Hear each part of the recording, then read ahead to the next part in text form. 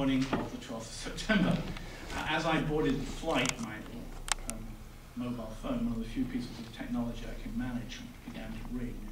And a comment page in section editors features came on and said, look, Robert, terribly sorry, there's been this light aircraft that has flown into the World Trade Center in New York. I said, damn it, that doesn't mean we have to cancel. Ironically, of course, in retrospect, there are many who would say that the sort of thing that happened at Sabra Shatila may have been one of the reasons why we had to endure, quote, the war on terror and the attacks on America. Well, whatever. I got on board the flight, and then I used the aircraft phone after we'd taken off to call the office, and they said, no, there's been a second attack on the World Trade Center. So it was an attack, and it wasn't just some terrible accident.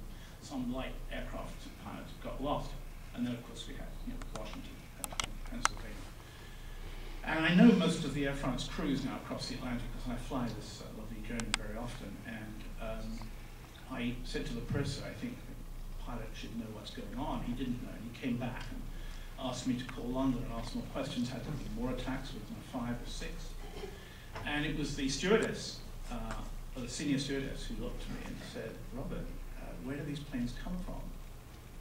And we didn't know then that these were domestic flights with, of course, full fuel load, taking off from including New York.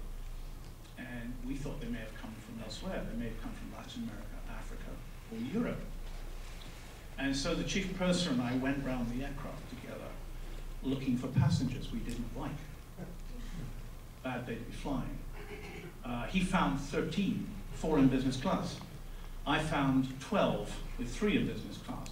And all the people I discovered and decided I didn't like, of course they were all Muslims, weren't they?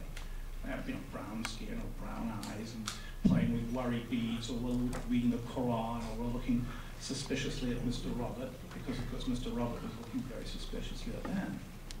And when I got back to the front of the aircraft, I realized that bin Laden, and I'm sure Osama bin Laden, I was sure he was involved, had turned nice, friendly, journalist, liberal Bob into a very nasty racist who was hunting round the aircraft with a member of the crew. I was ethnically profiling my fellow passengers as who was a good and who was a bad person. That's quite a success story, isn't it? Anyway, as you know, of course, the planes at that stage turned around and we landed back in France. And of course, immediately my mobile phone started purring away like a budgergar. Cat. Budgergars Twitter, don't they? Well, I don't use that. But anyway, it started going, and all the usual culprits and sinners were on the line. CNN and BBC, but not BBC London, to use Belfast, and NBC and CBS and all the other usual suspects. And what was, of course, the connection was they knew I had met bin Laden, and it looked like it was a bin Laden operation, which I think it was. I'm not a conspiracy theorist. I usually, not in this audience, I'm sure.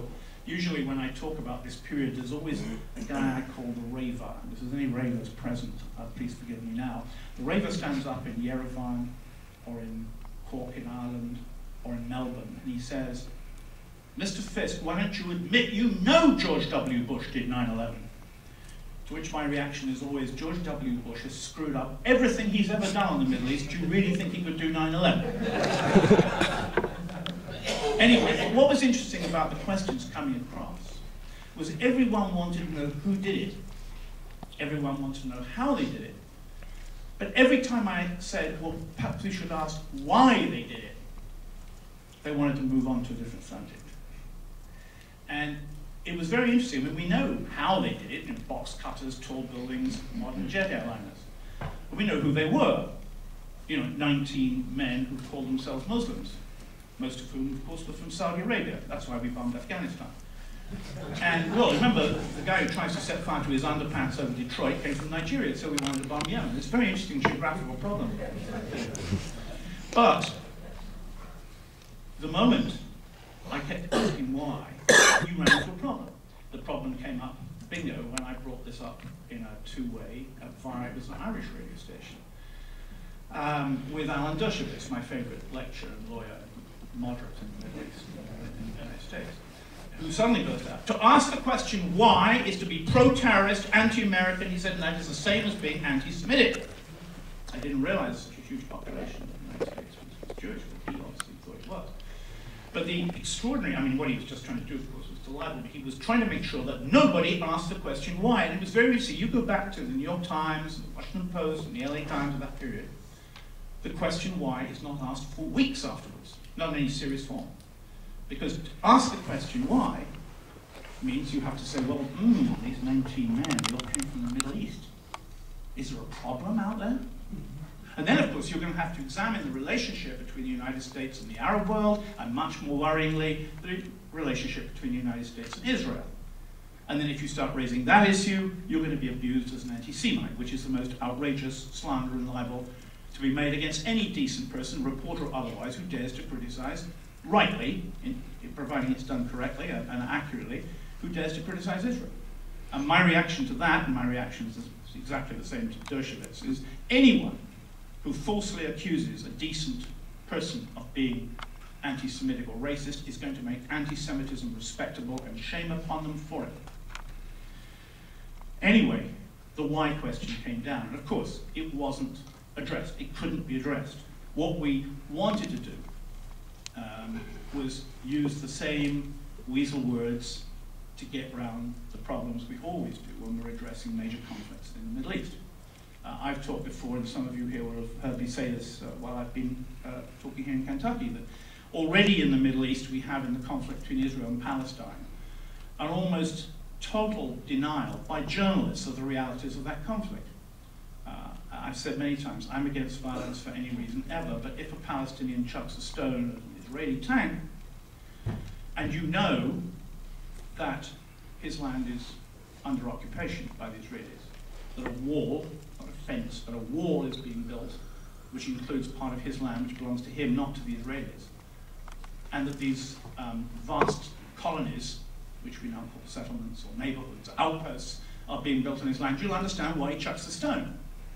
But ever since Colin Powell, when he was Secretary of State to George W., told US diplomats in the Middle East that they were to refer to the disputed territories rather than the occupied territories, many papers in this country, including the New York Times, have preferred to use the word disputed territories.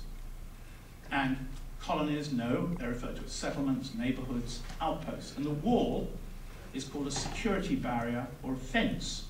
And if you believe that, the dispute is about, it's a dispute, something you can solve over a cup of tea or in a law court, that it's a fence like at the bottom of your garden, then what on earth would a Palestinian throw a stone for?